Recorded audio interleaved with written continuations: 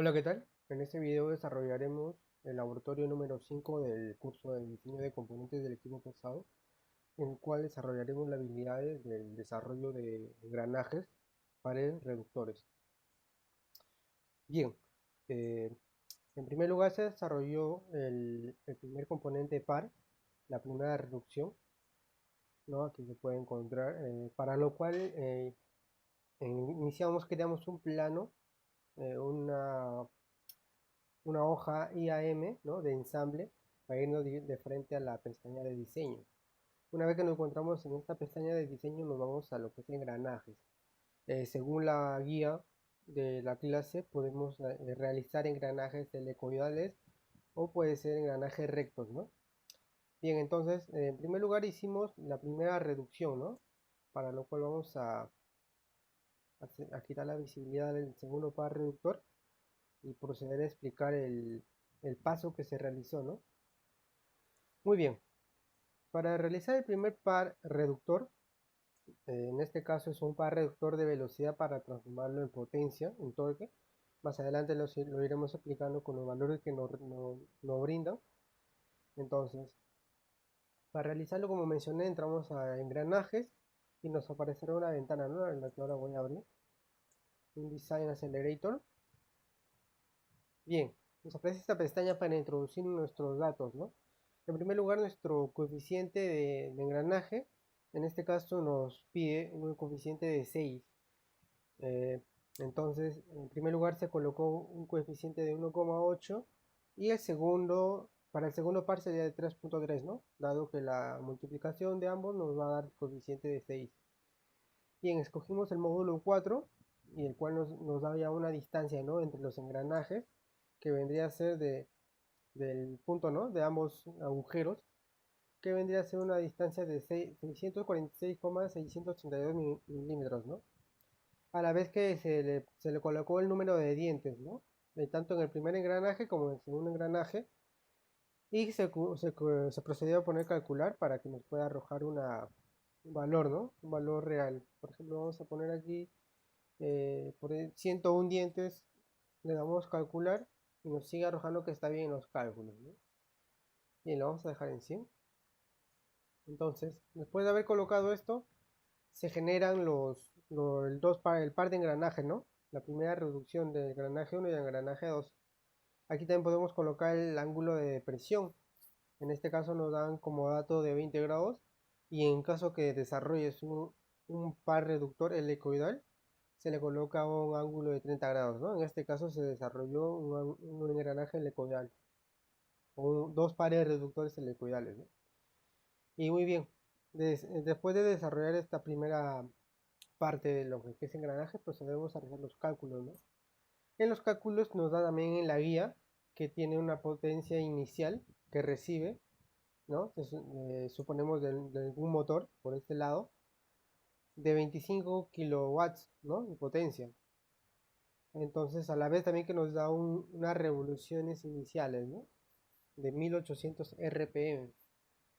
Entonces, para proceder a realizar esto, el par de engranaje se coloca estos dos pares y nos dan, ¿no? La reducción que se da en el engranaje 2, en el más grande, que nos da una nueva potencia de 24,5 kilowatts y el número de vueltas del engranaje de 1000 RPM, ¿no? Una reducción de 800, una diferencia de 800.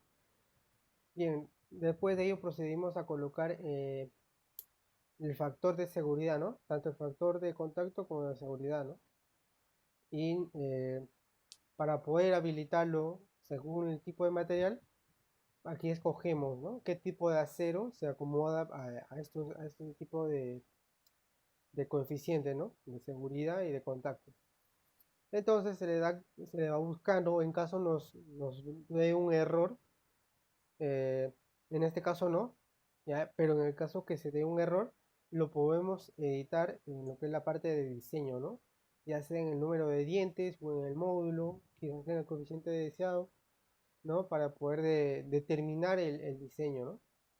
Una vez desarrollado esto que nos habilite el Design Accelerator, se le da a aceptar y te genera, ¿no? El primer par reductor, como podemos observar en esta parte. Muy bien. Después de ello, se procedió a ingresar el segundo par reductor, ¿no? Entonces no colocamos, no, disculpe, se procedió a hacer el eje, ¿no? El eje de este primer par reductor. De la misma manera vamos a verlo con el Design Accelerator. Eh, Bien, en este caso se colocó un primer eje, ¿no? Siguiéndonos con las características de la guía de clase, colocamos 4 cuerpos, ¿no? 4 cilindros. El primero donde irá un- la unión, ¿no? Donde se recibirá la fuerza, ya sea de un motor o quizás de alguna bomba, puede ser. En esa parte es la entrada. El segundo cuerpo ya es donde va los rodajes, ¿no? Los rodajes. El tercer cuerpo es en sí donde se ensambla con con el engranaje, ¿no? Y el cuarto cuerpo también es un- la posición de los rodajes. De la misma manera, este eje se realiza los cálculos. De esta manera necesitaremos obtener los datos ya del primer par reductor para poder hallar una correcta designación de las cargas, ¿no? En nuestro eje, ya que va a recibir las cargas en sí de todo el engranaje y es el que directamente recibirá la potencia del motor, ¿no? Entonces se hace en primer plano, se realiza lo que es una fuerza radial. En este caso colocamos fuerzas en X y en Y, ¿no? Del cual llegan según los datos que obtuvimos anteriormente en, en nuestro par reductor, ¿no? Como lo puedo volver a mostrar. eh, Vamos a utilizar los, los dos primeros datos, ¿no? Lo que encontramos en esta parte. Es la fuerza axial y la fuerza resultante, ¿no? Las dos principales que tenemos aquí arriba. La fuerza axial y la fuerza radial, ¿no? En este caso la fuerza tangencial que sería la primera. Muy bien, estos dos primeros datos. Entonces, volvemos a lo que es el eje. Le damos en Design Accelerator y colocamos, ¿no? Nuestra primera fuerza radial en X y Y colocamos nuestros valores, ¿no? Nuestra fuerza axial y nuestra fuerza radial, la cual nos va a generar una fuerza perpendicular, ¿no? Que va al punto. Y a la misma vez se le coloca un par torsión, ¿no? En ambos, tanto uno por el lado positivo, el otro del lado negativo, de forma horaria y antihoraria. ¿Para qué? Para poder realizar la suma de las fuerzas de estos de ambos par torsión, sumen igual a cero, ¿no? Entonces, tanto colocamos en lo que es la entrada, ¿no? Donde va a recibir la fuerza del motor y en el engranaje, ¿no? Donde romperá la inercia y colocamos en esta parte. Y así se realiza el primer eje, ¿no? Bien, después de haber realizado el primer par reductor, se procede a realizar el segundo par, ¿no? Entonces, de la misma manera, iniciamos en el Design Accelerator, lo colocamos en la parte de diseño y en esta parte, como mencioné anteriormente, colocamos el coeficiente de engranaje de 3.3, ¿no? Para que multiplicados con 1.8 nos den el valor de 6. Igual el mismo módulo ya nos da una distancia entre ambos engranajes. Y en este caso hay una gran diferencia de dientes, ¿no? En primer lugar eran 100 dientes el primer engranaje y en este caso son 64. Pero en este caso hay una gran diferencia también en lo que es el ancho, ¿no? Ya que es de 150 milímetros ambos engranajes. ¿Por qué se colocó este tipo de espesor en este engranaje? Ya que es un par reductor, el cual se enfoca en reducir la velocidad. Entonces, el engranaje que va en la salida para poder entregar ya la potencia en sí a realizar un trabajo, necesita ser de gran espesor para poder brindar la energía y que no se pueda romper al momento de generar la inercia cuando transmite la energía, ¿no? Es por ello que consideré colocar este espesor al segundo par reductor. De la misma manera colocamos el mismo ángulo de presión, ángulo de hélice, y en la parte de cálculo como ya mencioné, en el engranaje 2 que reducía la potencia a 24,5 kilowatts, se colocó en esta parte, y una velocidad de entrada de 1000 RPM, ¿no? Se puede observar. Y de la misma manera se colocó, ¿no? En este caso ya no se coloca el coeficiente de resistencia ni de contacto porque ya se colocó el primer componente, en barra reductor. Y solamente le damos a calcular y aceptar, ¿no? No nos da ningún error. Y así se obtiene, ¿no? El segundo par reductor. Y como tercero y última experiencia se realizó el eje, ¿no? En el medio. En este caso igual se hizo un eje tanto para el par reductor 1 y el par reductor 2, ¿no? Con un cuerpo de 5, un cilindro de 5 cuerpos, ¿no? Y se realizó el mismo cálculo, ¿no? Olvidé mencionarlo anteriormente también que para realizar el par torsión se hace multiplicando el radio del engranaje, del agujero del engranaje o del eje que va unido al engranaje. El radio se multiplica con la fuerza axial, ¿no? Para poder obtener un par torsión.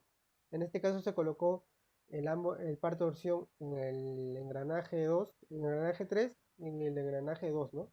Para realizar una suma de sus fuerzas igual a cero. Y de la misma manera se realizó la fuerza radial, ¿no? En X y Y para obtener igual un punto diagonal. Y de la misma manera, ¿no? Y de la misma forma se realizó el engranaje tercero y último, ¿no? En este caso de mayor dimensión, con un diámetro de 250 milímetros y y el engranaje 1 y 2 de 120 milímetros.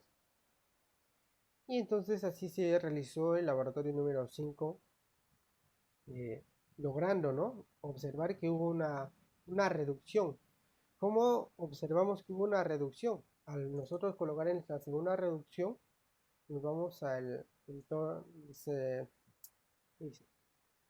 edición y colocamos, ¿no? Que aquí la fuerza radial, la fuerza axial, nos da de un valor de 1582, ¿no? 917 newton. Entonces, al ver nosotros nuestro par de torsión en el eje de salida, nos damos cuenta de que hubo un incremento, ¿no? Del par de torsión, que era de 197,870 newton metro, a diferencia del eje de entrada, ¿no? Que hubo una torsión, un torque de entrada de 34, logrando así dar también a la explicación y la funcionalidad de este grupo de engranajes, que es un reductor de velocidad para convertirlo en fuerza, en torque, ¿no? Como se mencionó también que puede ser una caja de contraejes, ¿no? De 3 ejes. Y bien, eso sería todo de lo que es el laboratorio número 5. Muchas gracias.